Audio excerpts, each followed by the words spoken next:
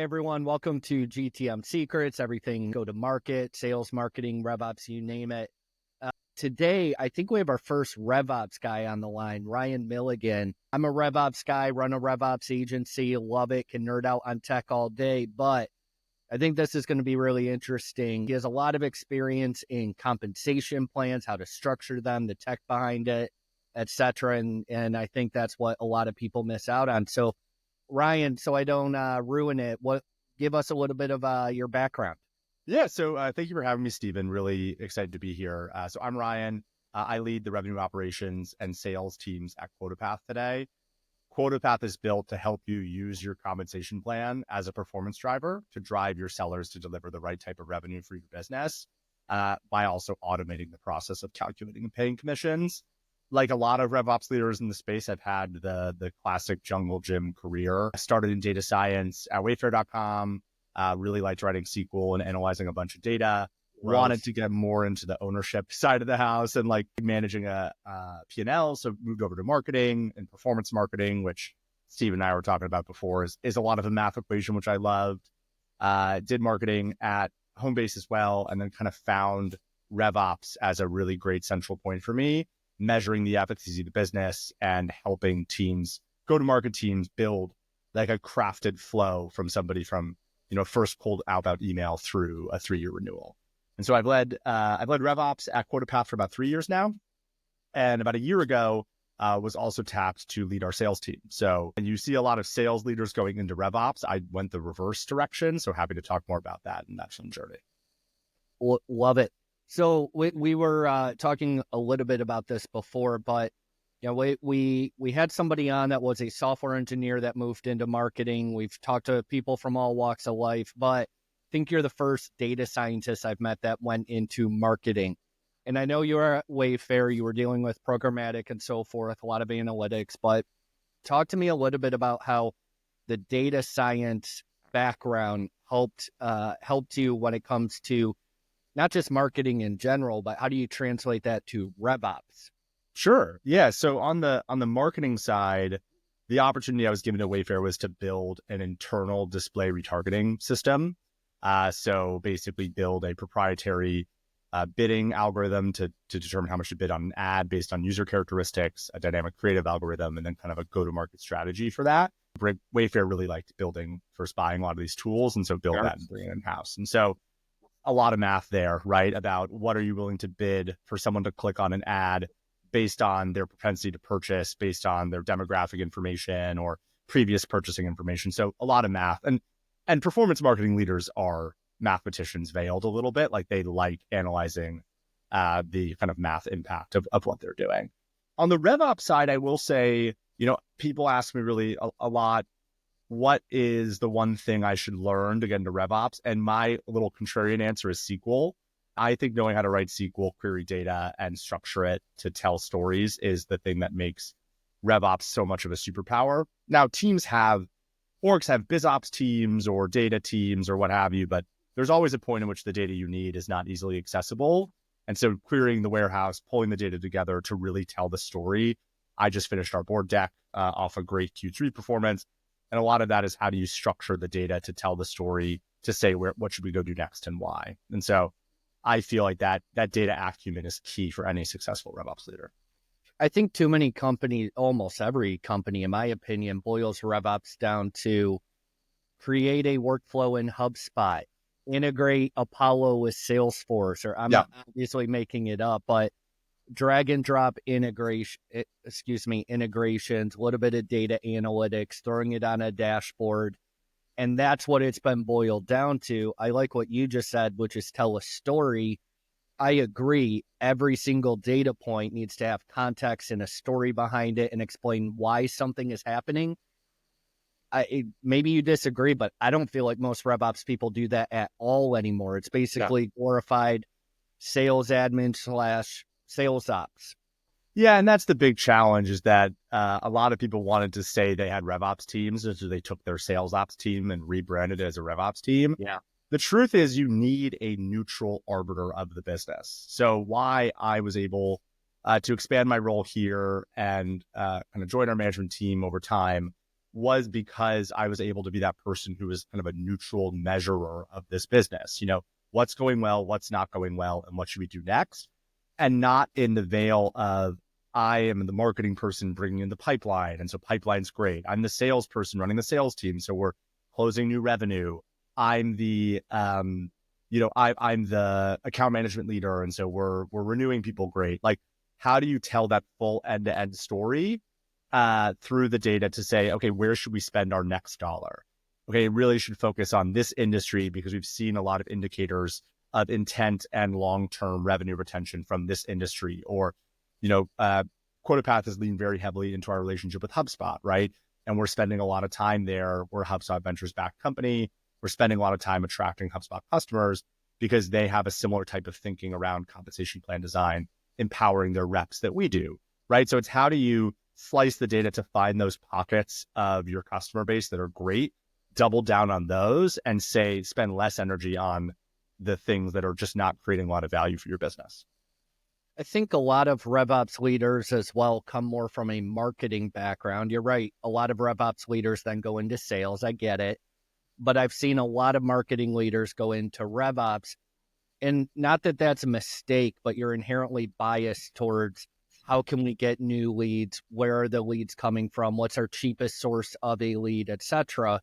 And looking at the analytics that way. Whereas somebody who has a sales background, runs sales like yourself, you can slice and dice the data and start looking at, well, who cares where our cheapest lead source is coming from? Where is our most profitable lead coming from? Who is most likely to convert, etc. I think there tends to be a bias in marketing towards top of funnel metrics and then, hey, sales, it's your fault. You can't close jack. That's not the case. No. I mean, it might be, but more often than not, that's not the case. I mean, I would even argue the most standard path to RevOps historically has been a seller who realizes they like the mechanics of selling, but then wants to go into more of an analyst style role, admin role, moves to be a Salesforce or HubSpot admin, and then goes into the RevOps. Like, that is the most natural curve I've seen from people I talk to. And even that is siloed, right? And so I think that having a third-party neutral person who is just focused at your business on analyzing the efficacy of that business can say, okay, these are two different channels that are driving leads.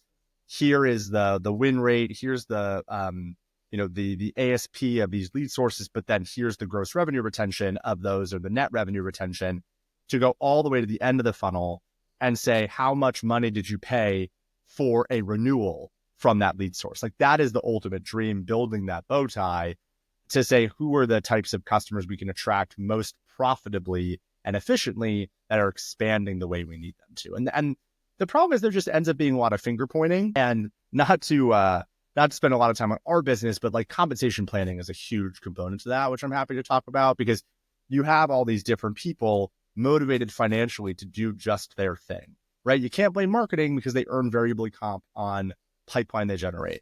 And you can't blame sales because they earn, in a broken model, only earn variable comp on just the revenue they close. Yeah. And AMs only earn variable comp on renewals. And so you're not using your comp to like tie those pieces together in any real way.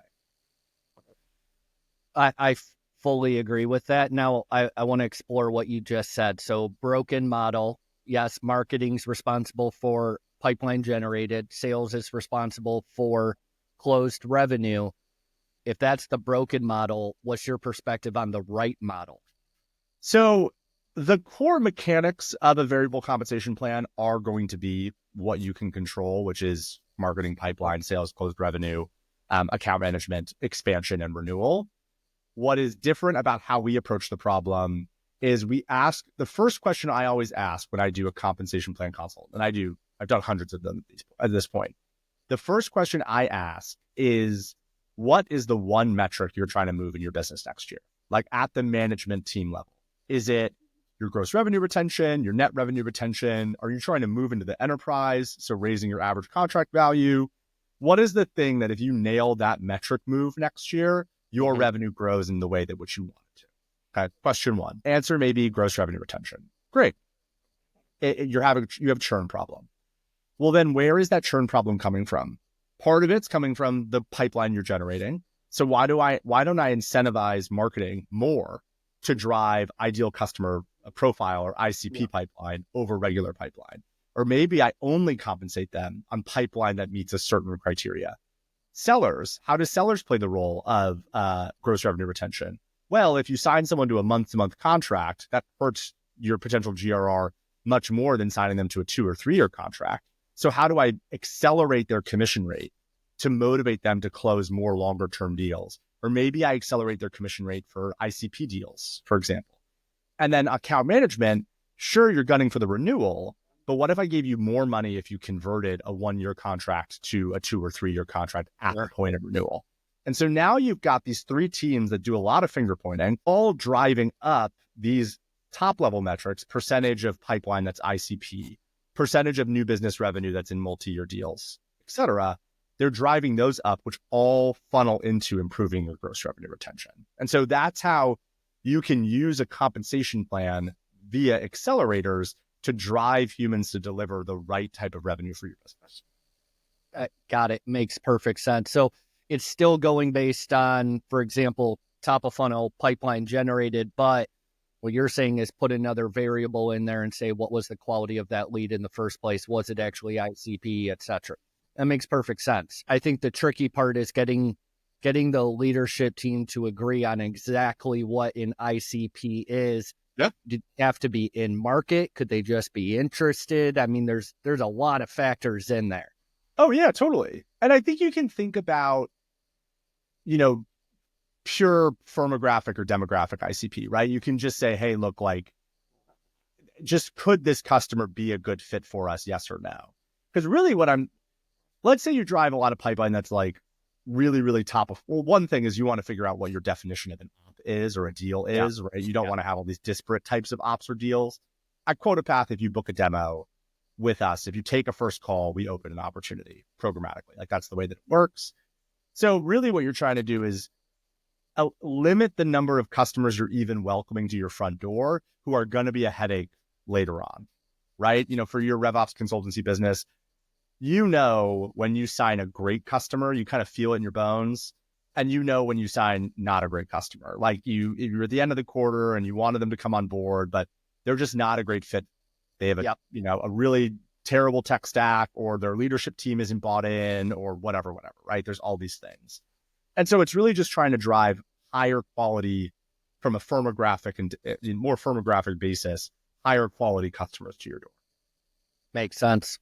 So switching gears a little bit, you also run sales at Quotapath, right? Yep. So one of the big things that I often run into, a lot of my audience is mid-market, some are small, couple enterprise, right? But think about the smaller guys, let's say 200 employees or less. How do you at Quotapath separate yourself from industry giants that also do commissioning and so forth? I know Captivate, I know that there's a ton of others on the market. How do you guys sell and sound differently? I'm not talking features wise, but how do you sell and capture attention different than what your competitors are doing? Yeah, so it's been I've been leading the team for about a year now, and this has been a really fundamental focus for me. And it's been an evolution. So in our initial go-to-market, and just some context, there are a number of people who are involved in the commissions process. An individual sales rep is involved, a sales leader is involved, a RevOps leader is building and deploying compensation plans, sales leader selling, sales leader is motivating her team, and then a finance leader is responsible for the math and the cash and paying the team, right? And is optimizing for cash flow. So there's a lot of different people involved in the commissions process. Where Quotapath is uniquely positioned as a product is we were built rep first. We are a tool that drives a seller to understand their comp plan in a truly unique way.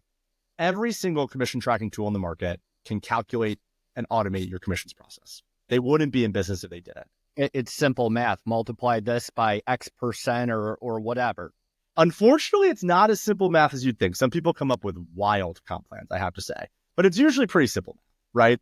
And so everyone can automate it. Where Quotapath and what I've evolved with the team, where Quotapath is uniquely positioned, is because we have taken a really, really long if-then formula. I mean, thousands of characters, if this, then this, if this, then this, if this, then this. We've converted that really, really long formula into a series of components. And those components are ways in which you earn variable comp. So you earn 10% for every deal you close. You get an extra 3% if it's a 2-year deal. You get an extra 4% if it's an ICP deal. And we're making that compensation plan interpretable for the seller so that as she looks at her pipeline and looks at all the deals on a Friday afternoon, she can see, oh, okay, the Jones deal is a 2-year ICP deal, while the Smith deal is a month-to-month non-ICP deal. And it changes her behavior to spend her energy on great revenue, closing great revenue, because it's going to earn her a higher commission rate and thus be better for the business. And so the fundamental go-to-market message of Quotapath is we help you use your compensation plan as a tool to drive real-time changes in behavior in your team and to drive them to deliver the right type of revenue for your business. A comp plan is the best tool you have in your pocket to drive a change in human behavior. So use it. Don't have it be this after-the-fact calculation that reps are complaining about, but it's not motivating. They don't know how it works. Use it as the tool it's intended to be. So I've never used Quotapath. First of all, are you guys solely HubSpot based, or do you work with Not at all. No, we work with over 25 integrations. Have every CRM you can think of: Salesforce, HubSpot, Close, Copper, Pipedrive, like the Dynamics, what have you. We integrate directly with like Google Sheets and Excel and other databases like Snowflake and Redshift, and then we pull data in from ERPs as well. Got it. Okay, so if I'm a rep, and what you're really trying to communicate, from my understanding, is we're going to get your team to perform better, not we're just going to make it more efficient to do some math and create this comp plan, right? It's really about encouraging performance. Okay, so with that, not that I meant for this to be a pitch fest for Quotapath. You're good. Yeah. How do you actually translate that to a user experience for the sales rep? Do I look in HubSpot or Salesforce and just see all my numbers right there? Do I need to keep opening my Quotapath dashboard? Like, how do you actually translate that value prop into practicality? We bring it directly to the seller. So in HubSpot or in Salesforce, you're looking at your open pipeline and you're seeing how much money you would make if you close that deal in CRM. And you're comparing all of your deals, right? And so this is a big announcement for us at Inbound. We were one of a couple of app partners HubSpot tapped to build these app cards in HubSpot, for example. So on the deal level, you can look at all your deals and you can see how much money you'd make in commissions if you closed that deal. Now there's interaction effects between multiple deals. So we do it on like the deal by deal basis, right? But you can see, hey, if I go close the Jones deal, I'm going to make a 17% commission rate. If I close the Smith deal, I'm only going to make 10%. I have a half hour left on a Friday. You bet I'm calling the Jones deal because it makes me a higher commission rate and it's better for the business because I wouldn't pay you a higher commission rate if it's not a better deal, right? Right. Got it. Now, you touched on this a little bit, but what do most get wrong about their comp plans? And I'll preface that with oversimplistic is you get 10% of revenue or 5%. Yep. If it's enterprise, it's probably closer to 3, right? Yep. An overly complicated one is you're selling hundreds of SKUs and every SKU based on each quantity has its own percentage and so forth, right? There's got to be a happy middle ground. What do you think most people get wrong in attempting to find that happy middle ground? So there's the biggest thing that people get wrong is that they don't align their compensation plans to drive the movement in the metric they need to move for their business. So an example is I had a customer who, because of their average discount on multi-year deals, paired with the rise in commission rate they were they're giving their reps for selling a multi-year deal, the average discount was so much higher than the average bump in rate that a rep actually made less money on a per deal basis if they sold multi-year deals. Got it? So good intent, very good intent, but in actuality, like the rep actually made less money for selling a 2-year deal than they did selling a 1-year deal. Completely asinine. I totally get it. but happens, right? So like that's one where they're not aligning the core metric with the plan. And then your overcomplication is the easiest one, right? I tend to think about a comp plan like a pizza. You only want like 2 toppings, 3 maybe. So you have a base comp plan, which is this is your quarterly quota. If you close 300K in new business this quarter, you're going to make your 5%. And then you have 2 or 3 things that are adjacent to the comp plan that are spiffs that you can swap in and out every quarter if you want, that accelerate the commission rate. So in Q1, you've launched a new product and you want reps to drive more of self-sourced pipeline. Cool. You get an extra 3% if you bundle the new product with the deal, and you get an extra 3% if you self-source the deal. You want your rep to be able to tell you what is the deal type where I make the most money. And you want them to know that cold. If I close this deal with this characteristic, I'm going to make the highest commission rate, because you want it to change their behavior in real time. Actually, what you mentioned is a great example. Since we're talking a lot about HubSpot, it's funny when they first came out with their new, what was it? Their commerce hub, their operations hub. And there was one other one. If you bought all 5 or 6 of their hubs, it was cheaper than just buying 2 of them, because they were so desperate to push them out. It literally made no sense, but they got adoption. They certainly got better adoption. Yeah, I mean, it makes no sense to the buyer, theoretically, but maybe they know that their long-time attach rate on these hubs is so high that the long-term net revenue retention of you as a customer is higher if you're embedded in multiple hubs than one, right? So it's kind of like you want, and I said this before, like you know it in your bones when you close a great customer. You're high-fiving around the room. They're going to be a great long-time partner for us. And you know it when you're at the last day of the quarter and you're 5K away from hitting quota and you just close like just a not great fit, right? Yeah. What you're trying to do is motivate your sellers, motivate your marketers, motivate your account managers to bring on more great fits. And that is how your comp plan actually moves the needle of your business and becomes this performance driver. And so the other thing that we do a lot of, you asked me this a bit before offline, we try to provide a lot of value to the market. So I do 300 plus compensation plan consults every year. I'm in a couple a day where I'm going through, hey, this is what your compensation plan design should look like. Here's how you should be thinking about taking that core metric and converting it into a driver for your business. We give that all away for free. And the thought is you get to a point where you're like, ugh, this process is terrible. I just mispaid a rep. It took me 9 hours last month to calculate and pay commissions. My reps don't have visibility. I mean, you felt that, right? When you get to that point, I want you to remember all the stuff that like Quotapath provided to the market and say, hey, I think Quotapath could be a great fit. But that's another thing when you talk about how do we differentiate and go to market? We are a very vocal provider of value in the market compared to the competitive set. Makes sense. So here's a tangential topic. I want to go back specific to you. So a lot of companies look at RevOps as a necessary evil. They are often boiled down, as we talked about, to sales or marketing ops and almost admin work. On the other hand, they're more like integrators than they are doing insightful data due diligence and so forth.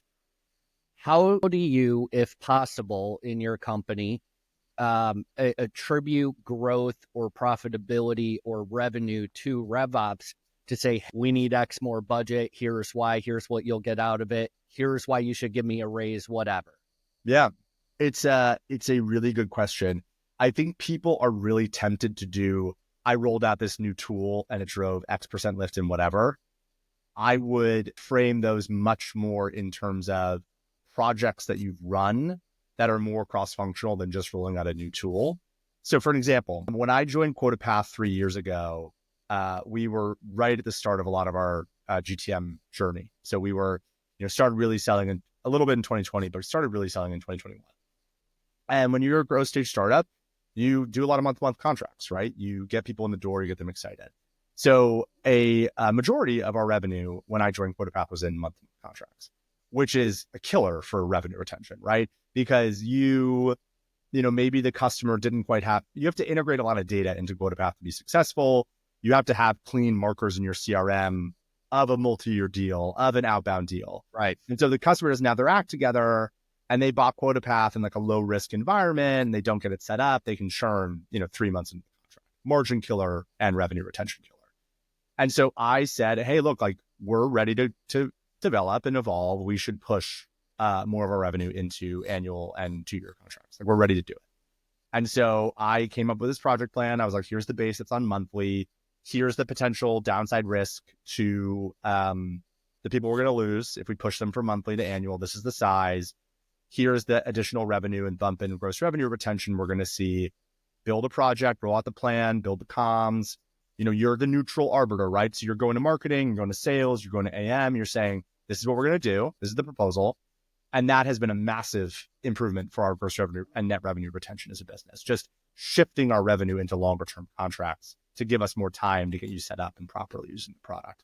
So those are the types of things that I would say, anchored on those like changing projects that you drove. We drove a lot of pipeline from this industry. We did this specifically. Like you want to be a thought leader who led a project to fruition that drove change versus I rolled out Gong and I rolled out some tool and our win rate went from 18% to 19%. Your board's going to be like, okay, well, maybe, but your win rate could have also gone up because the market's recovering or whatever. And so if you can do a specific like project that you ran that was, hey, pre-post, this is what we did and this is how we shifted the revenue, that becomes much more compelling to leadership to demonstrate your value. I think that makes perfect sense. In any business, there's so many changing variables. Market shift, like you just mentioned, new sales leader, they're better at coaching. You got a new rep. The rep got through their first 90 days of onboarding or whatever, right? So I totally agree with that. Here's the last question I have for you. I want to go all the way back to your B2C days at Wayfair. Sure. They're obviously fantastic at marketing. They obviously know what they're doing. They're freaking massive, right? What could B2B companies learn from B2C companies, whether it's about how they look at data, how they message, their advertising, customer journey, you name it? What's something that a SaaS company like Identity Matrix, where we have pretty cool data, but we're always trying to separate ourselves. What do you recommend we can take from B2C companies? The first is removing friction to purchase. The number of B2B companies that book me on qualifying BDR style calls when I know what I want and I want to get it now. Quotapath offers a free trial. You book a demo, you can book a demo same day. That's a 45-minute demo with a member of my team. It's not a BDR handing off to an AE. We used to have an implementation team that would then hand off to an account management team. So by the time you go through your flow, you talk to an AE and then a CSM and then an AM, right? You have to explain yourself every time. So just limit the friction, right? Have that one customer facing point of contact on the sales side that you can book a demo with really quickly and evaluate. Have a free trial if you can make that happen. That's a huge differentiator for us with Quotapath. People can build and deploy their comp plans before they even talk to us. They can buy without talking to us. So it's a lot of like limiting that friction and those like pains and handoff points. And then I think the second is just know your clear value prop and be willing to say no to people. Wayfair is a great example. Wayfair is a great place to buy furniture from home. That was the value prop, right? It's easy, buy a couch from your couch. There are some things that Wayfair is great for and some things Wayfair isn't great for that you would go to Amazon for, some other smaller house good, let's say. And so with Quotapath, our unique position in the market is we feel like your compensation plan is the best tool you have to drive your go-to-market team to deliver great revenue. I get on the phone with people who say, I don't want my reps to have access to Quotapath. I just want this to calculate commissions and I don't want them to see it. I don't want to deal with the rep questions. At that point, you're not fundamentally aligned with how we think about solving the problem. There are 15 commission tracking tools in the market. There's one that's a better, faster Excel for you. And we're probably not going to win that deal. So why would I spend so much time getting into this discounting price war to get down to a point in which we could be a great fit? We have an opinion. It's a differentiated opinion. It's presented a lot of value for us. So let's use that differentiated opinion as a way to attract customers who are going to be a great fit. If I have to keep discounting and fight this fight you're probably not going to renew anyways. And so we're just at this, it's just a waste in, waste out kind of perspective. I hate the SDR qualification model. I despise it. Now, when I did sales consulting, which I did for years, I would teach AEs to take a proper call and qualify somebody in the first 5 minutes so they're not wasting their time, but do it in a qualitative way that doesn't make you want to punch somebody. I remember I'm a Salesforce and a HubSpot, but I'm a Salesforce partner. I was buying something from Salesforce. They still made me get on a call with an SDR. Really? Like, I know more about this product than you. I know the cost. Just give me the damn contract. And I still had to go through the SDR, then the AE, then the solutions engineer. But guys, I could implement this faster than you. I know about this more than you. And they're so rigid in their process that it's horrible. A company like Salesforce, HubSpot's actually not as bad at that by any means, but a company like Salesforce or HubSpot with that name brand, they can get away with it. Yep. Unless you're that size, stop it. I think I'm pro BDR. I'm very, very rarely pro SDR. I just think it's a bad model overall when you focus on conversions, not just scalability.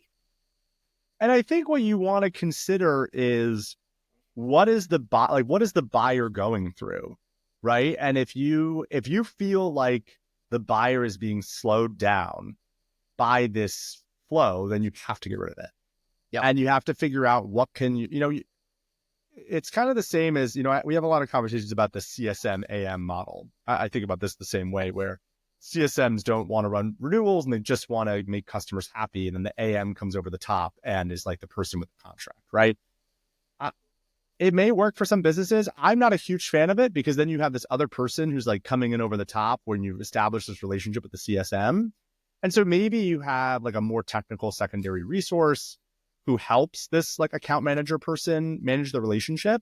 But as a buyer, I'd rather just work with my main point of contact at your company to both, get set up and then continue to operate so I don't have to explain myself again, versus having like a direct relationship and then having someone come over the top and try to get me to buy more seats or something like that.